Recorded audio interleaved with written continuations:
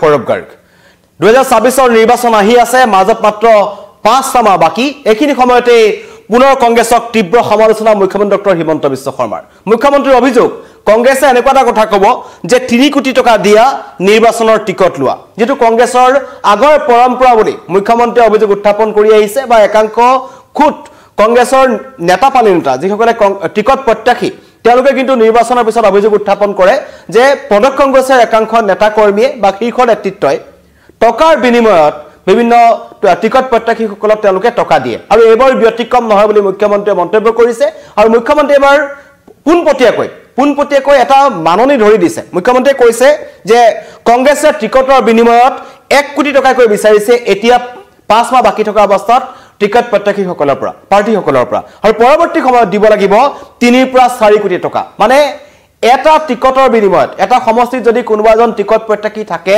তেওঁ যদি টিকট বিচাৰিবলৈ যায় কংগ্ৰেছৰ পৰা তেওঁৰ হাতত কমেও 5 কোটি টকা থাকিব লাগিব তেতিয়াহে তেওঁ কংগ্ৰেছৰ টিকট লাভ কৰিব এই কথা মুখ্যমন্ত্ৰী ডক্টৰ হিমন্ত বিশ্ব শৰ্মাই কৈছে আৰু লগতে ৰাজ্যৰ মিয়া অধ্যুষিত যিসকল মিয়া মুছলমান লোক আছে মুখ্যমন্ত্ৰী মতে কংগ্ৰেছৰ যি অস্তিত্ব আছে কেৱল এই মিয়া অধ্যুষিত অঞ্চলসমূহতে সীমাবদ্ধ বুলি মুখ্যমন্ত্ৰীয়ে ক'ব বিচাৰিছে আৰু লগতে কৈছে ৰাজ্যৰ মিয়া অধ্যুষিত 22টা সমষ্টিত কংগ্ৰেছে এই কুচকাবা চলাই আছে যাতে তেওঁলোকে টকা উঠাব পাৰে নিৰ্বাচন জিকা নিজিকাটো পিছৰ কথা কিন্তু মিয়া অধ্যুষিত অঞ্চলসমূহতো এতিয়া বহু সংখ্যক বিজেপি দপদপনি চলিবলৈ আৰম্ভ কৰিছে কাৰণ সংখ্যালঘু লোকসকলে বিজেপিৰ উন্নয়নটো দেখিছে তেওঁলোকে এতিয়া কংগ্ৰেছৰ সেই লুঙি টুপিৰ যিটো ৰাজনীতি আছে আঠুৱা কম্বলৰ যিটো ৰাজনীতি আছে নিৰ্বাচনৰ আগদিনাখন তেওঁলোকে যিটো ইলেকশ্যনৰ আগদিনাখন যিটো শেষ নিশাৰ খেল কংগ্ৰেছে খেলে সেইবোৰ কিন্তু এতিয়া এই সংখ্যালঘু মুছলমান লোকসকলে বুজি পাইছে হেকলে প্ৰকৃত যিসকল সংখ্যালঘু মুছলমান লোক আছে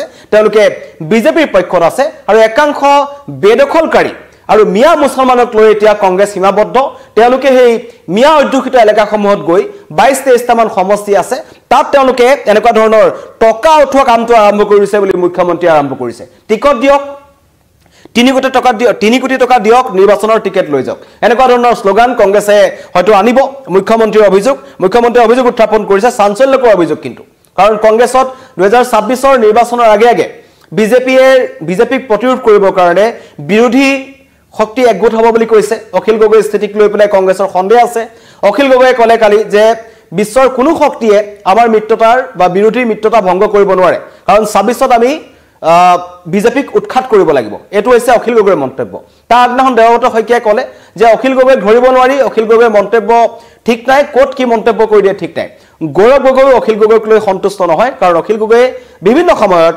আলোচনাৰ পিছদিনাখনে তেওঁ উল্টা পাক মাৰি দিয়ে বুলি মন্তব্য কৰিছে বা বহুত অভিযোগ আছে আমি আগতে দেখিছো তেনে পৰিস্থিতি এতিয়া 2026ত কংগ্ৰেছে মিয়া অধ্যুষিত 22টা সমষ্টিতে ঘূৰা-ফুৰা কৰি থাকিবলৈ বুলি তীব্ৰ বাক্যবান কৰিছে কাৰণ 126টা সমষ্টি আছে 126টা সমষ্টি যদি মাত্ৰ 22টা সমষ্টিতে কংগ্ৰেছ সীমাবদ্ধ থাকে তাতো কিন্তু গুটেকিটাত কংগ্ৰেছ নিজিকে বুলি মুখ্যমন্ত্ৰীয়ে মন্তব্য কৰিছে তেনে পৰিস্থিতিত কংগ্ৰেছ একেবাৰে নিখেক হৈ যাব বুলি মুখ্যমন্ত্ৰীয়ে মন্তব্য কৰিছে কাৰণ টকাৰ লেনদেন কংগ্ৰেছত আৰম্ভ হৈছে বুলি মুখ্যমন্ত্ৰীয়ে মন্তব্য কৰিছে লগতে কৈছে যে এই যিসকল উচ্ছেদ চলি আছে বা জুবিন ক্ষেত্ৰত একাংশ মিয়া লোকক আনি কংগ্ৰেছে যদি ৰাজনীতি কৰিব বিচাৰিছে তেনেকুৱাবোৰ ৰাজনীতি অতি শীঘ্ৰেই ৰাজ্যবাসীয়ে গম পাব বুলি মুখ্যমন্ত্ৰীয়ে মন্তব্য কৰিছে লগতে কৈছে যে মিয়াই হৈছে কংগ্ৰেছৰ অক্সিজেন মিয়া ভোটাৰে কংগ্ৰেছ চলি আছে মিয়া অবিহনে কংগ্ৰেছে এখোজো আগবাঢ়িব নোৱাৰে এটা সমষ্টিত জিকিব নোৱাৰে কোনো অসমীয়া ৰাইজে খিলঞ্জীয়া অসমীয়া ৰাইজে কংগ্ৰেছক কোনো কাৰণত ভোট নিদিয়ে বুলি মুখ্যমন্ত্ৰীয়ে মন্তব্য কৰিছে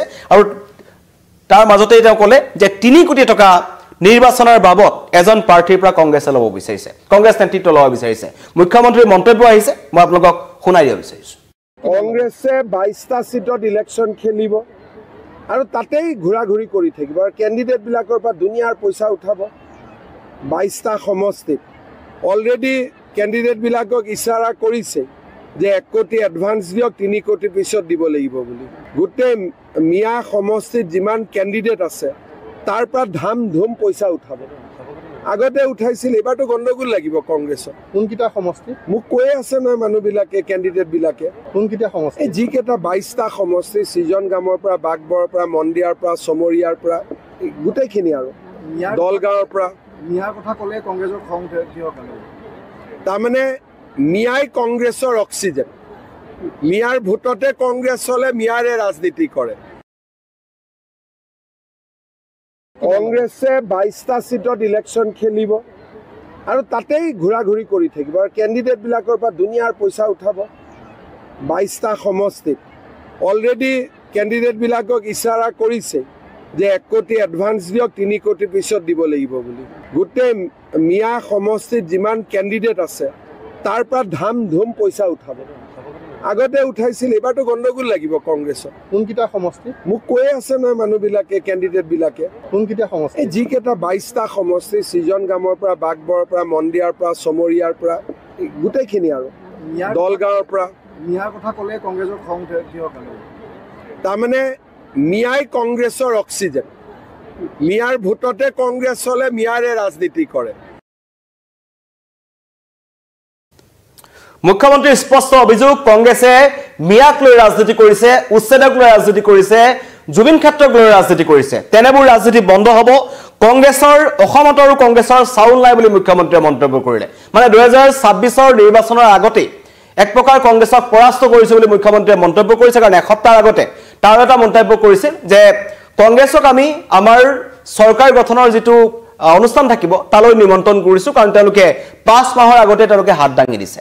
আৰু বিৰোধী যি ঐক্য আছে সেই ঐক্যক লৈ মুখ্যমন্ত্ৰীৰ টিপ্পনী আছিল। তেওঁ মন্তব্য কৰিছিল, সমালোচনা কৰিছিল যে অসমত কোনো কাৰণত বিৰোধী ঐক্য একত্ৰিত হ'ব নোৱাৰে। 3 গগৈ থাকক, 5জন গগৈ থাকক, তাত কোনো ধৰণৰ বিজেপিক তেওঁলোকে প্ৰভাৱ পেলাব নোৱাৰে, কাৰণ অসমবাসীৰ ৰাইজ এতিয়া বিজেপিৰ লগত। এয়া মুখ্যমন্ত্ৰীৰ মন্তব্য বা বিজেপিৰ ফালৰ পৰা মন্তব্য। কিন্তু এতিয়ালৈকে এই কংগ্ৰেছত সঁচাকৈ 3 কোটি টকাৰ বাবদ নিৰ্বাচনৰ টিকট দিয়া হ'ব নেকি, তাক লৈ দেৱব্ৰত শইকীয়া হওক, গৌৰৱ গগৈ হওক বা প্ৰদেশ কংগ্ৰেছৰ কোনো নেতৃত্বই এতিয়ালৈকে কোনো ধৰণৰ স্পষ্টীকৰণ দিয়া নাই। হয়তো আজিৰ দিনটোত তেওঁলোকে স্পষ্টীকৰণ দিব যে মুখ্যমন্ত্ৰীৰ কথা সঁচা নে মিছা। কাৰণ ইয়াৰ আগত আমি দেখিছিলোঁ, পঞ্চায়ত নিৰ্বাচনৰ ক্ষেত্ৰতো আমি দেখিলোঁ যে কংগ্ৰেছত এই অভিযোগ কিন্তু আছে। এইবাৰ হৈছে নহৈছে নাজানো, কিন্তু আগতে কংগ্ৰেছত টিকটৰ নামত টকা লোৱা হয়। বহু টিকট নোপোৱা ব্যক্তিয়ে এই অভিযোগ আনিছে যে আমি টকা দিব নোৱাৰিলোঁ কাৰণে আমি টিকট নাপালোঁ। আৰু যিসকল তৃণমূল পৰ্যায়ৰ কংগ্ৰেছ কৰ্মী আছে তেওঁলোকৰ অভিযোগ আছিল যে কংগ্ৰেছৰ একাংশ শীৰ্ষ পৰ্যায়ৰ নেতাই এনেকুৱা ধৰণৰ কাম কৰিছে, যাৰ কাৰণে কংগ্ৰেছৰ বেয়া এটা দিশ হৈ আছে। আৰু টিকটক লৈ কংগ্ৰেছত মাৰপিট হ'ব বুলি মুখ্যমন্ত্ৰীয়ে এবাৰ মন্তব্য কৰিলে, কাৰণ 5 মাহ হাতত আছে। আৰু এইখিনি সময়ত এনেকুৱা ধৰণৰ মন্তব্যই কিন্তু কংগ্ৰেছক সলঠিকত পেলাব পাৰে। কাৰণ ইতিমধ্যেই নিৰ্বাচনৰ আগে আগে হঠাৎ বহাগত কুলি অহাৰ দৰে আহি ওলাইছে বদৰুদ্দিন আজমল। বিশেষকৈ এই মিয়া ভোটক লৈ পেলাই যি 22-23টা সমষ্টি আছে য'ত মিয়া লোকসকল যথেষ্ট বেছি আছে, তাত কিন্তু AIDFও নিজৰ অস্তিত্ব জাহিৰ কৰিবলৈ চেষ্টা কৰিব। কাৰণ তেওঁলোকক ইতিমধ্যেই তেওঁলোকে লোকসভাত আমি যি ধৰণৰ তেওঁলোকে পৰাস্ত হোৱা দেখিলোঁ, বা বদৰুদ্দিন আজমলে নিজৰ সমষ্টি হেৰুৱালে ধুবুৰীত। এতিয়া কিন্তু সেই হেৰুৱা যি তেওঁলোকৰ অস্তিত্ব আছে সেইটো বিধানসভা নিৰ্বাচনত ক'ৰবাত নহয় ক'ৰবাত কিন্তু বদৰুদ্দিন আজমলৰ AIDF দলটোৱে পুনৰ উদ্ধাৰ কৰাৰ চেষ্টা চলাব। কাৰণ কংগ্ৰেছক লৈ পেলাই এই বেদখলকাৰীসকলৰ সংঘাত আছে, তেওঁলোকৰ ক্ষোভ আছে। কাৰণ আমি দেখিলোঁ গোৱালপাৰাত যেতিয়া উচ্ছেদ অভিযান চলিল, তেতিয়া একাংশ বেদখলকাৰীয়ে, যিসকলক উচ্ছেদ কৰা হ'ল মিয়া বেদখলকাৰীয়ে, তেওঁলোকে পোনপটীয়াকৈ কিন্তু কংগ্ৰেছ চৰকাৰক তেওঁলোকে দোষাৰোপ কৰিছিল। তেওঁলোকে কৈছিল যে কংগ্ৰেছ চৰকাৰে আমাক মাটিৰ পট্টা নিদিলে কাৰণে আমাক এতিয়া উচ্ছেদ কৰিবলৈ পাইছে।